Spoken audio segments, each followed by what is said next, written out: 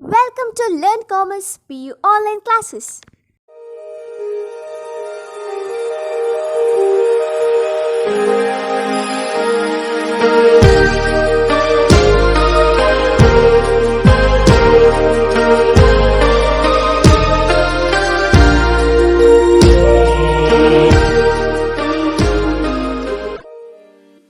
Don't forget to like our video and subscribe our YouTube channel for all the updates. Hello students, welcome to First PUC Business Studies online classes. Students, in the previous class we have discussed about the principles of insurance, general principles of insurance, right?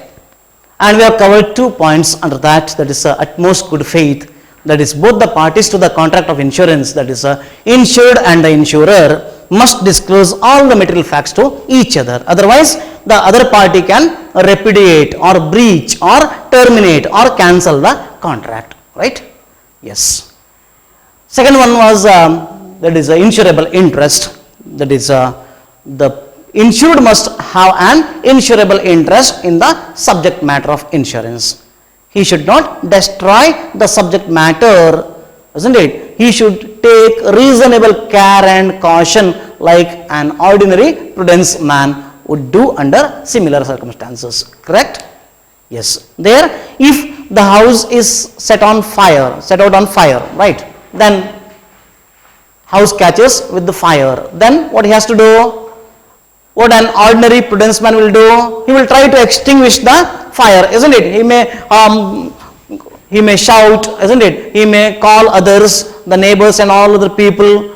He may create a big noise, isn't it? So that all the people will come and everyone will pour water all over the fire, or he has to immediately call fire extinguishing machine. He has to call the fire office, isn't it? And they will come immediately.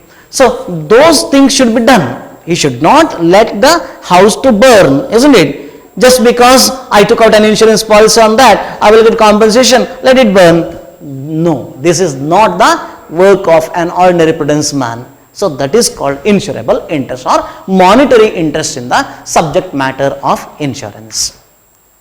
Now, third one is proximate cause or causa proxima.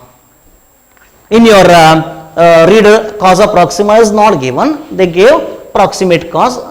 So it is either causa proxima or proximate cause.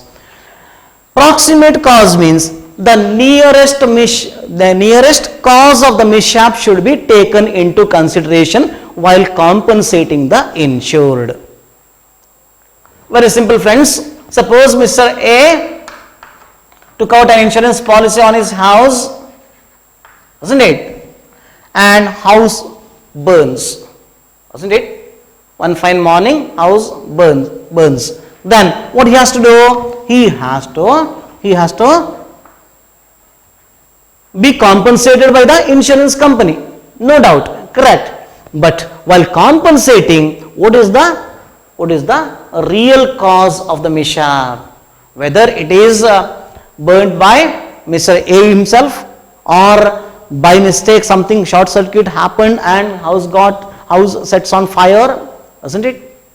All these causes, nearest cause should be taken into consideration. I'll give you one more point here. Example. Suppose Mr. A has ordered to import, isn't it? Maybe 100 tons of sugar, 100 metric tons of sugar. During transportation, something happens, ship sinks and the entire sugar got destroyed. Marine insurance policy was taken. Marine insurance means the insurance taken for marine risks, the ocean risks or sea risks, isn't it? So for that, Mr. A took out an insurance policy on these goods. Before importing itself, he took out marine insurance policy. And goods while coming from the other country, maybe Cuba, isn't it? Cuba to India. Then ship sinks and the entire 100 metric tons of sugar gets destroyed. In this case, the value of this 100 metric tons of sugar is, let us say, 1 crore. Okay? And the insurance was taken for 1 crore on 100 metric tons of sugar. Now, sugar gets destroyed. Mr. A will get maximum of 1 crore as compensation. Suppose Mr. A says, if I get that sugar and if I sell in the market, then I would have got 30% profit. 30% profit. If Mr. A sells this sugar in the market, then he would have got 30% as profit. That means total compensation should be 1 crore 30 lakhs. 1 crore 30 lakhs. Mr. A says, I should get 1 crore 30 lakh as compensation. Whether he will get is my question. Mr. A says, if I would have got that sugar and if it has been sold in the market, I would have got 1 crore 30 lakh. That is 30 lakh profit and 1 crore my investment principal amount, right? So I must get 1 crore 30 lakh as compensation, and he files a case in court of law. Isn't it? Then what the court will say, because the contract of indemnity it is, actual loss suffered by Mr. A and the nearest cause of the mishap, not the remote cause and consequences. ಆ ಸಕ್ಕರೆಯನ್ನು ಮಾರ್ಕೆಟಲ್ಲಿ ಮಾರಿಕೊಂಡು 1,30,30,00,000 ಅಂತ ಸಿಕ್ತಿತ್ತು, ನನಗೆ 30 lakh profit ಆಗ್ತಿತ್ತು, that is remote cause and consequence. ನೇರವಾಗಿ ಅಂತದಿಲ್ಲಿ 100 ton ಸಕ್ಕರೆ ಮುಳುಗಿದೆ, ಅದರ ಮೇಲೆ ಇನ್ಶೂರೆನ್ಸ್ ತಗೊಂಡಿದ್ದು 1 ಕೋಟಿ, ಅದರ ಕಾಸ್ಟ್ 1 ಕೋಟಿ. Then insurance company will pay only 1 crore to Mr. A and not 1 crore 30 lakh, because 30 lakh is the remote cause and consequence. If the sugar would have reached, then Mr. A could have earned 30 lakh is remote cause and consequence. Now the nearest cause of the mishap is ship sinks and 1 crore worth sugar is destroyed. That is the real, that is the nearest cause of the mishap, correct? ಅದು ಮಾತ್ರ ಇಲ್ಲಿ count ಆಗೋದು. ನಾನು ಅದನ್ನು ಮಾರಿಕೊಂಡು ಮಾರ್ಕೆಟಲ್ಲಿ 1,30,30,00,000 ನನಗೆ ಆಗ್ತಿತ್ತು, ಆ 1,30,30,00,000 ನಾನು ಬ್ಯಾಂಕಲ್ಲಿ ಇಟ್ಟದಾದರೆ ನನಗೆ ಇಷ್ಟು % ಬಡ್ಡಿ ಸಿಗ್ತಿತ್ತು, ಆದ್ದರಿಂದ ಆ ಬಡ್ಡಿ ಸುಮಾರು 30 ಲಕ್ಷ ಅದು ಸಿಗ್ತಿತ್ತು. ಈಗ 1,60,00,000 ನನಗೆ ಕೊಡಬೇಕು, 30 ಲಕ್ಷ ಪ್ರಾಫಿಟ್, 30 ಲಕ್ಷ ನನಗೆ ಬಡ್ಡಿ ಸಿಗ್ತಿತ್ತು.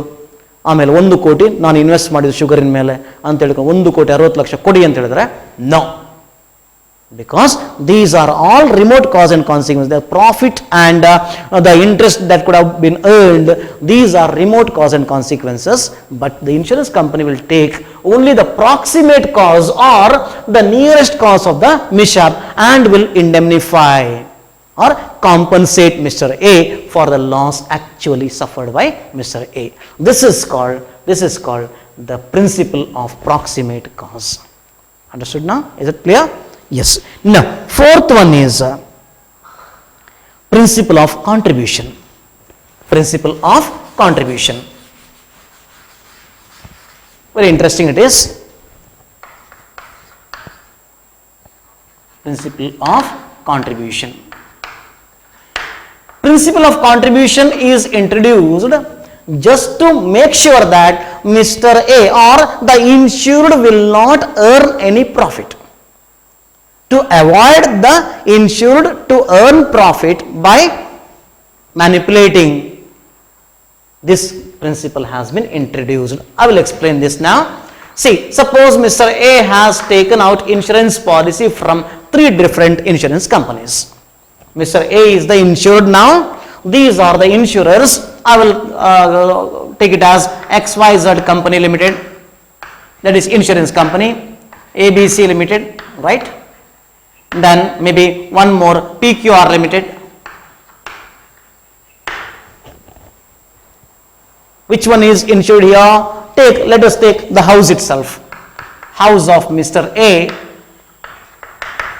worth rupees 1 crore. Mr. A has insured his house with XYZ Company Limited for 1 crore, then with ABC Limited 1 crore and PQR Limited 1 crore. Do you think Mr. A will get 3 crore in case of damage? House got destroyed. One fine morning, house got destroyed by fire. He took out a fire insurance policy worth rupees 1 crore. Worth rupees 1 crore. Clear? Now, if the house gets destroyed entirely by fire, then Mr. A will not get 1 crore each from all these 3 insurance companies. In this case, the principle of contribution will come and all the 3 insurance companies will come together and together they will pay Mr. A with 1 crore compensation. Mr. A will be compensated only for rupees 1 crore because that is the damage occurred to Mr. A.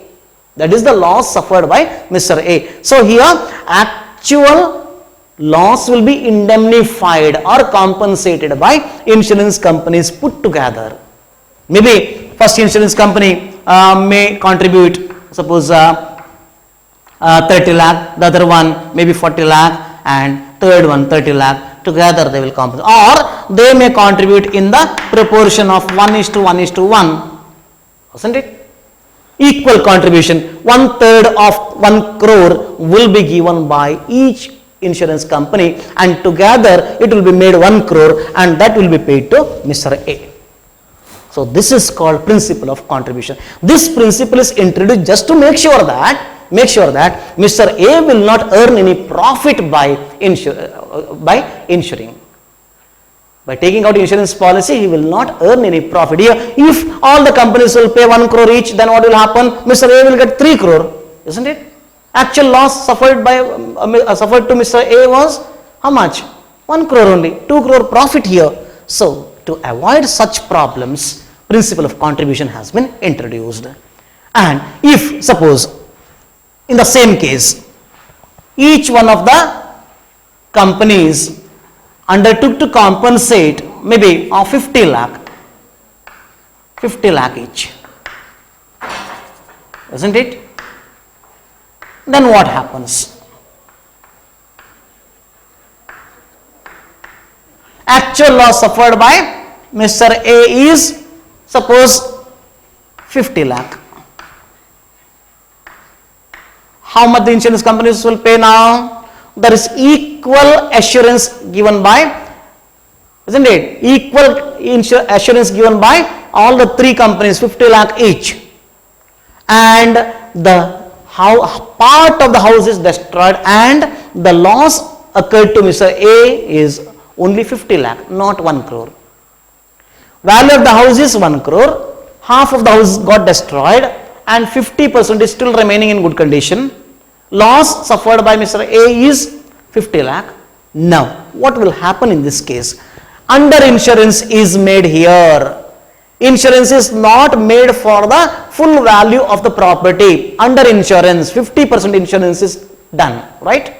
So, in this case, what the insurance companies will do is, they will come together and they will compensate the actual loss suffered by Mr. A. They will not pay 1 crore to Mr. A because part of the house is still remains in good condition, right?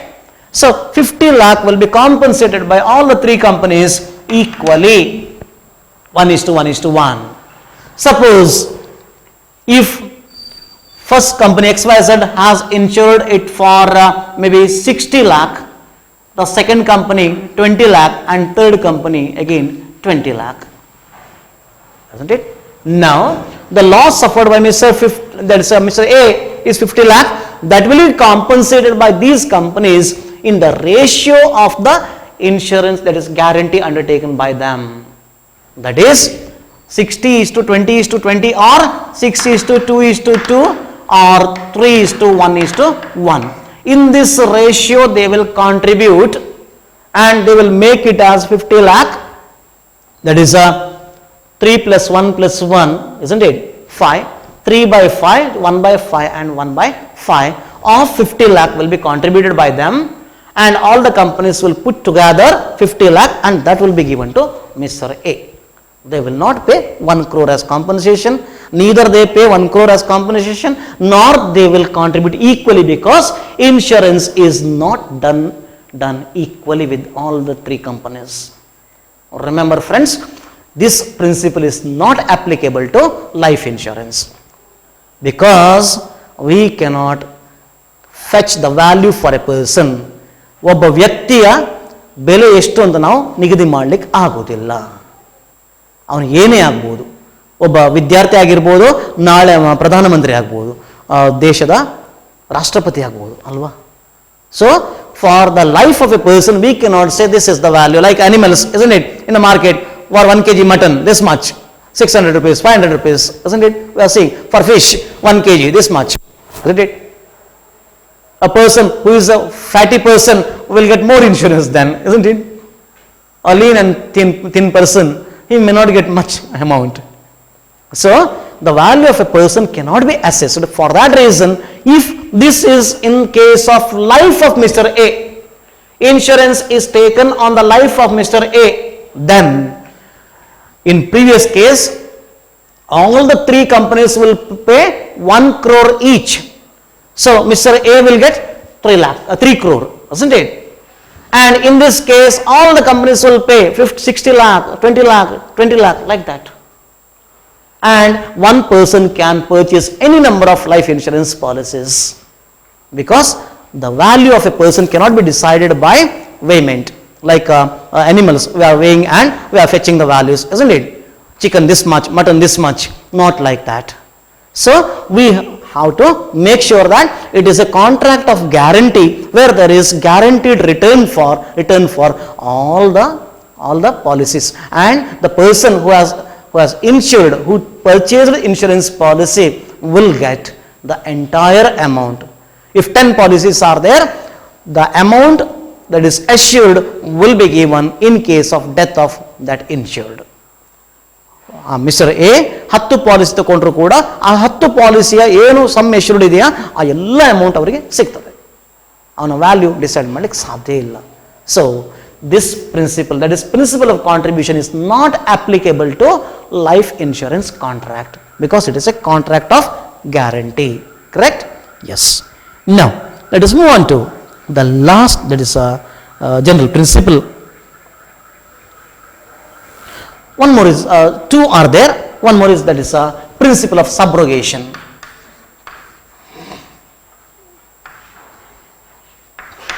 Subrogation. What is subrogation? Here this is an extension of principle of, that is a contribution, isn't it? Subrogation means here the insured is not allowed to earn any profit by doing insurance. Let me explain it with the example. Mr. A has insured his property for 1 crore.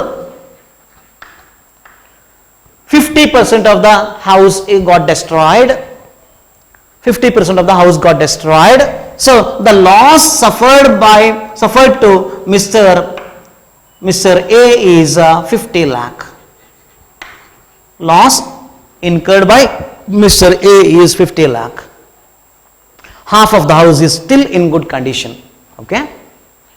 In this case, after compensating, suppose insurance is taken for full, that is a value 1 crore.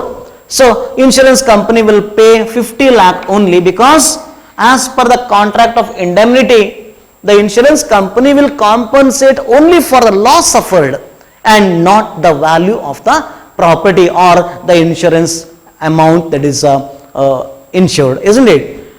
Here, even if the policy is taken for 1 crore, still the insurance company will compensate only 50 lakh to Mr. A if his house gets destroyed partly.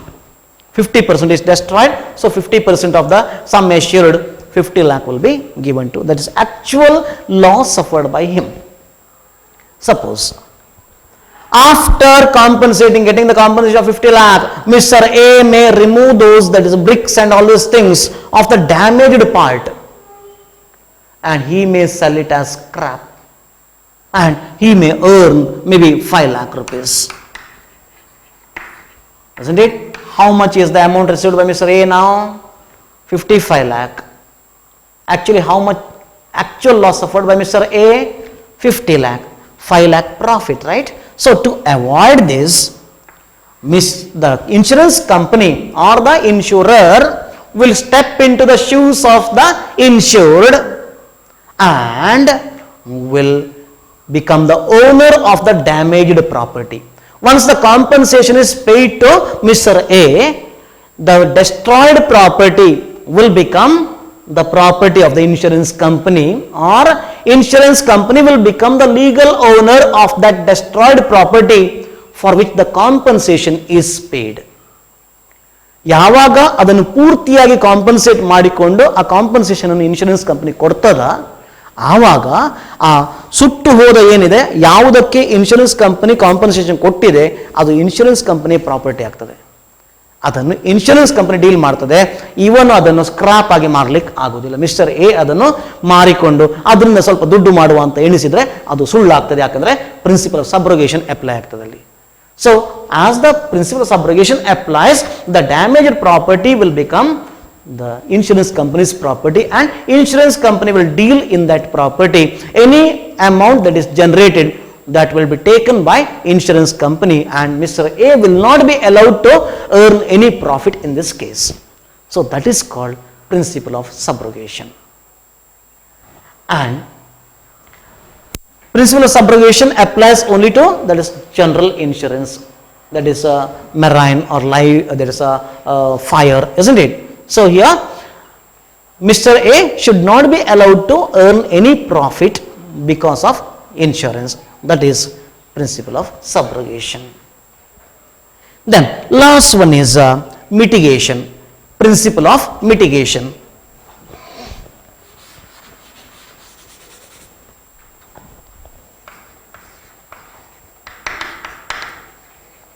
Mitigation means the insured must try to reduce the, that is compensation.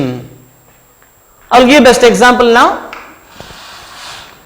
Mr. A has taken an insurance policy on his house for 1 crore. Then house sets on fire one fine morning. Then Mr. A should not remain silent thinking that insurance is already done, anyways I will get 1 crore, no problem, let the house burn. No, there is a duty cast upon the insured, to protect the subject matter from all the mishaps. What he has to do? He has to call the fire brigade, isn't it, to extinguish the fire and to protect his property as far as possible. ಎಷ್ಟು ಸಾಧ್ಯ ಆಗ್ತದ ಅಷ್ಟನ್ನು ರಕ್ಷಣೆ ಮಾಡಲಿಕ್ಕೆ ಪ್ರಯತ್ನ ಮಾಡಬೇಕು. Insurance policy ತಗೊಂಡಿದ್ದೇನೆ ಅಂತ ಹೆಂಡತಿಯನ್ನು ಕೊಲ್ಲಿಕ್ಕೆ ಹೋಗೋದಲ್ಲ, ಅಥವಾ ಹೆಂಡತಿ ಇನ್ಶೂರೆನ್ಸ್ ಪಾಲಿಸಿ ತಗೊಂಡಿದ್ದೇನೆ ಅಂತ ಹೇಳ್ಕೊಂಡು ಗಂಡನ್ನು ಕೊಲ್ಲಿಕ್ಕೆ ಹೋದ್ರೆ, so that is not that is utmost good faith, right? So here we have to try to, the insured must try to reduce the risk of loss, and he has to take all reasonable steps or all reasonable care and caution to protect the property, protect the subject matter from any mishap, like an ordinary prudence man would do under similar circumstances. ಯಾವ ರೀತಿಯೊಬ್ಬ ಸಾಮಾನ್ಯ ವ್ಯಕ್ತಿ ತನ್ನ ಪಾಸ್ತಿಯನ್ನು ರಕ್ಷಣೆ ಮಾಡ್ತಾನ, ಅದೇ ರೀತಿಯ ಅದನ್ನೇ ಆಲೋಚನೆ ಮಾಡಿಕೊಂಡು ಅವನೇನು ಮಾಡಬೇಕು, ಅದನ್ನು ರಕ್ಷಣೆ ಮಾಡಿಕೊಂಡು ಆ ಲಾಸ್ ಅನ್ನು ಅತ್ಯಂತ ಕಡಿಮೆ ಮಾಡಲಿಕ್ಕೆ ಪ್ರಯತ್ನ ಮಾಡಬೇಕು. ಆಗ ಏನಾಗ್ತದೆ, ಲಾಸ್ ತುಂಬ ಕಡಿಮೆ ಆಗ್ತದೆ. ಕಡಿಮೆ ಆದ ಕೂಡಲೇ ಇನ್ಶೂರೆನ್ಸ್ ಕಂಪನಿ ಕಾಂಪನ್ಸೇಷನ್ ಕೊಡೋದು ಕೂಡ ಕಡಿಮೆ ಆಗ್ತದೆ. ಯಾಕಂದರೆ ಸಾಮಾನ್ಯ ವ್ಯಕ್ತಿ ಯಾವ ರೀತಿಯಲ್ಲಿ ಬಿಹೇವ್ ಮಾಡಬೇಕಾ ಆ ರೀತಿಯಲ್ಲಿ ಆ ಇನ್ಶೂರ್ಡ್ ಅದನ್ನು ಅಲ್ಲಿ ಬಿಹೇವ್ ಮಾಡಬೇಕಾಗ್ತದೆ. So this is called mitigation of loss or reducing the loss. So these are the different, that is general principles of insurance will be asked in most of the question papers. Almost I think 90-95% question papers you will find this as a question of 8 marks. Clear? And each of the point may be asked again for maybe 2 marks or something like that. So Study this properly. 6 points. Don't simply write side headings and keep it as it is. No, you will not get any marks for that, friends. Don't cultivate that habit. Try to explain something. Try to understand what it is. Utmost good faith. I will repeat again. Utmost good faith. Both the parties to the contract of insurance, that is insurer and the insured, must disclose all the material facts to each other. And more information will be there with the insured rather than the insurer. So, insured must disclose all the material facts regarding the subject matter of insurance to the insurer. Correct? Then, insurable interest. Insured must have insurable interest or monetary interest in the subject matter of insurance. So, what he has to do? He has to protect the property from all the dangers, isn't it? And he has to take reasonable care and caution about the property, that is insurable interest. Proximate cause. Nearest cause of the mishap should be taken into consideration. Remote cause and consequences should not be taken into consideration while compensating the insured by the insurer. Correct? Then, contribution. If there are 3 or more policies taken from different insurance companies, then the compensation will be paid for the actual loss suffered. All the insurance companies will come together and they will compensate for the loss. Clear? Then, principle of subrogation. After the insured being compensated, the property, there is a destroyed property will become the property of the insurance company or the insurer. Correct? And insured should not try to earn profit by selling the damaged property, because it is already compensated by the insurer. So, insurer will become the legal owner of that damaged property. Then, mitigation. The insured must take reasonable care and caution to protect the property from all the dangers, even though insurance is done on that. Clear? This is just to make sure that the loss will not be more, isn't it? It should be minimized. Loss should be minimized by the insured. That is about the principles of insurance. I think it's very clear to you now. I'll take other this part in the next class. Take down assignment. Mention the general principles of insurance. Mention the general principles of insurance. Simply mention, no need to explain. Okay? Yes. Submit assignment on time. Thank you for watching this video. Thank you. Don't forget to like our video and subscribe our YouTube channel for all the updates.